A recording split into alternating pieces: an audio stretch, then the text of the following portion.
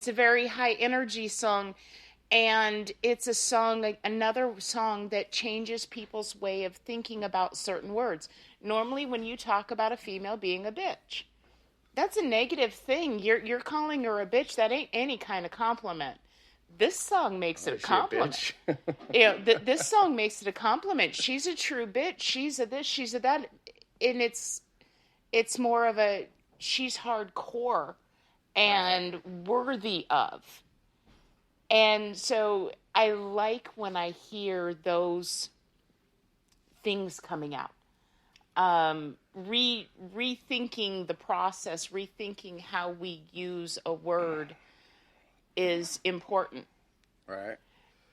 So many words have changed. The whole meaning has changed over the years, you know. So now, kind of flipped the script on it. But yeah, that's It's a good thing. I like that we're changing and challenging people to rethink how they use words.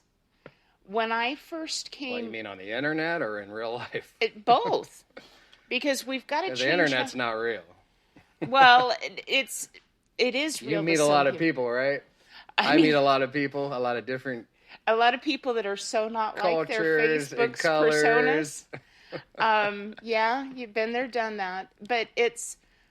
When I first started doing the interviews... Just don't say it on the internet. Oh, I say whatever I want on the internet. Yeah, you should be able to say whatever you want, whenever you want, but you got to deal with... Repercussions. That's freedom. It is freedom, and it is a part of being free. Is you have, it's one of the sayings I was raised with. You have got the right to be whoever you want to be. And I have the right to not like who you are. Well, for my family, it was, you've got the right to be whoever you want to be. We have the right to laugh at you. That is a saying I was raised with. So it made me think differently when you're raised that way. One of the words that I've been fighting to change for the last 2 years is, everybody talks about the music scene. Right. Scene is a very clicky word. You're either a part of it or you're not. Johnny Tsunami from Voodoo Sliver. It's a cool name. And he's an awesome guy. Tsunami. You'd love Johnny. He's a really good guy. Anyway, my interview, when I sat down with them, he says, no, it's not a scene, it's a community. Right. We're more open, we're inclusive. Scene is not an inclusive word. So that made me think, and I started changing. So I now try and remember to say music community instead of music scene. So, because... We know what you're talking about. Well, everybody knows what we're talking about, but this community has always been welcoming. And I want that to be the music community in general. I've never come into a place, I've brought a friend of mine to a show at the Yucca Tap Room, and he is a very large black man with dreadlocks. Brought him into the Yucca Tap Room. Matter of fact, former pro football player. Right. Yeah, I met him. You did. It was one of you guys' shows at the Yucca. He was, but everybody it was like no big deal. Everybody treated him so well. He actually commented on, God, they really made me feel welcome. Right. And I smiled. That's where Mike's version of the internet is not real, because all this critical race theory and all this stuff that they're trying to project is not how I conduct myself as a white male in this society today. And that's where I think he's going with that. It's not real because people are creating a bullshit cloud of trying to divide us. And that's you see it everywhere. And that does come up in one of your songs. Only small minds fall for that.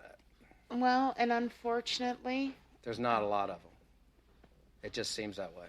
Really? Because I mean, granted, people... Don't stay off the internet and go out in real life. And how much of that crap do you see out in Well, and that's the thing. The people I interact with... Because if you run your mouth out in public, you're probably going to get punched in your mouth. You're That's gonna how lose. it was growing up. You're gonna That's lose a how it few was teeth. back in Yeah. the day. Sooner or later, whatever I had said about someone, as soon as I come across them, it was, hey man, what's your problem? Well, and that's We had to have a sit down. and why aren't we having more of those? And just stay off the internet. Why aren't people Because there's remembering? an agenda. If it was as bad as they say it is, the society would just fall apart. Well, and I know There's a lot of people that don't follow that stuff. A lot. Well, and I come from a family that's multicultural. We've got pretty much every nationality Right. in our family. The only one I can say for sure we don't have is Asian. Other than that, we've pretty much got them all covered. And I actually had to school one of my nieces a couple years ago, about a year and a half ago, because things that she was saying on the internet she is half Mexican, half white, if we want to break it down the way they do. And Whites. her children are white, Mexican, and black. And Whoa, what is the other? and What's she the was other? Is white isn't? Can't even. white Shouldn't isn't even white bring it. anymore. White's not even a color; it's a Yeah. hue. And it's actually lack of color. Black's a hue too. Yeah, but she was actually If you want to doing. get technical, She was making a lot of comments supporting BLM because of her children and their father. And although I supported that, I was like, okay, wait a minute. You are making blanket statements as all people of this nationality, and you know better. You were raised differently than that, so you know better. So it is happening out there, and it is people that are following the herd. It's sad that so many people have chosen to follow the herd rather than think for they themselves. just have to figure it out. You know. And that's where your newest CD. Now your last CD didn't have. And you happen to have some here, so I'm going to sneak into your box real quick to grab. This is the most recent, not the newest one, but That was the first one. this is the first one. So, Songs of Heartache. This is actually the one I listen to the most often. Right. And it wasn't as political. It didn't have as many political messages blatantly in it. Right. But it was definitely a fun CD worth listening to. It still changed your thought process on stereotyping. Well, the band was designed to be some of the music I call novelty rock. Mm-hmm. It's kind of goofy and Nazis versus strippers. I love you know. Nazis versus strippers, though. You guys... And then the other part was more aggressive, Right.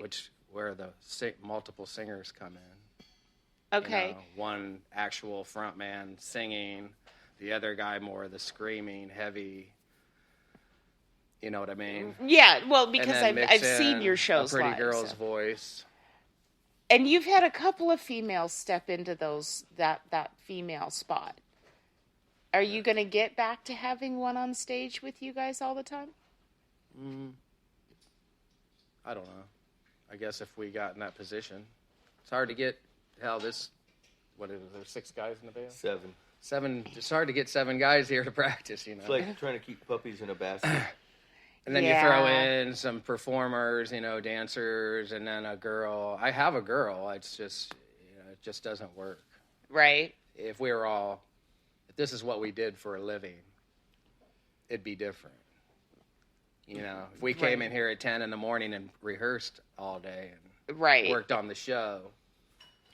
Is that something you're working towards? It'd be nice. It'd be when you were with Crushed. Is that the way you guys ran Crushed? Well, we signed a couple record deals. Right. We got to tour and we got to do a whole lot. But did you practice every day? Were you guys in studio every day from... I think we practiced a lot in the beginning. Like 4 days a week, maybe? Yeah. Those were the days. Maybe 5. And that was 3 or 4 hours each day. Yeah. That's one of the main reasons that band was so good and so tight. Plus, they were excellent musicians. Right. And everything about the band was all focused on the music and the sound. That was the most important. It wasn't about moving around on stage. It wasn't about how we looked. It was all about the music. And that is why we have the reputation we have. Right. Well, it was constantly working, getting new gear, making that sound better. Right. Well, I mean, when you're in a band, you should always focus on the music. Yeah, I know that I've heard stories from that time frame of musicians actually being the appropriate kind of jealous, not the jealousy that makes you go say stupid shit, but the kind of jealousy that makes you work harder. They said stupid shit. Well, I was out in the scene, so I got to see both sides. And I'm not saying everyone was like that, but a lot of people were like that. The ones that tell you one thing to your face and something behind. Yeah. Which didn't bother me. You know, I'm used to that where I grew up and come from. And right. I know how people are. It didn't bother reality. Me at all. But I mean, the musicians that talked to me about Crushed, they were like, no, it made me want to go up my game. Yeah. And to me, that's the appropriate kind of jealousy. It's that jealousy that says, wow, they're really good. I want to be that good. How do I get that good? Not, they're really good. How do I tear them down and bring them to my level? There was nothing to really tear down because the guys in Crush were really good. They're really good guys. Right. They weren't out running around. They weren't out partying. They weren't out doing drugs. They weren't out doing all the things that... I did. Well, I didn't do a lot of drugs in that band because that was one of the number one rules is no drugs. I was young. I was the youngest, and I had just moved here, so I was... How old were you when you were in Crushed? I was 23 when I got in the band. So you were really young. Yeah. I just moved here, and I got here in 92, like April of 92. Yeah. So that's what I moved here for, was to... I told... I'm from Ohio. I was like, I'm going to Phoenix, and I'm going to get in a band. I'm going to get signed, and I'm going to go on the road. And that's exactly what I'm going to do, and that's what I did. And what made you choose Phoenix? That's funny. A lot of people ask that. So, deciding where to go, ultimately my goal was to go to L.A. And I heard Phoenix was supposed to be the next Seattle and the next L.A. So I came here, and it's like, if it doesn't work there, L.A. is 4 hours away. Right. I'll just go there. See, and it's funny that you mentioned Seattle in that list because in 92, I was in Seattle. Right. And when I got there, grunge hadn't really started to hit. To this day, I apologize for grunge. You don't have to. That's some good music. It's not bad music. I just don't like the fact that it was all emo. It was all downers. Look at what they're doing up in Seattle. Right. Look at the jurisdiction there. Look at the weather. I love Seattle. I almost moved to Seattle a handful of times. The whole thing is that's my home state, and I was born and raised in Washington. Other than the few years I lived here in California as a kid, so I went. Did you ever see Mother Love Bone? Huh? Did you ever see Mother Love Bone? Mm-mm. I wasn't in music before I got back here the second time around. But it's definitely a different thought process. Being in the music is a different mindset. Because you regularly have to balance at least two personalities when you're in the music. Two? Only two? At least. No, I said at least two personalities. Mike's got about 10. Yeah. Hey, it depends on who's on stage as to which. The rest of us. Yeah. Right. But it's definitely, I can't. You learn to work with all those voices in your head. Well, and they help enhance. Right. And it helps being sober. Some days I question that.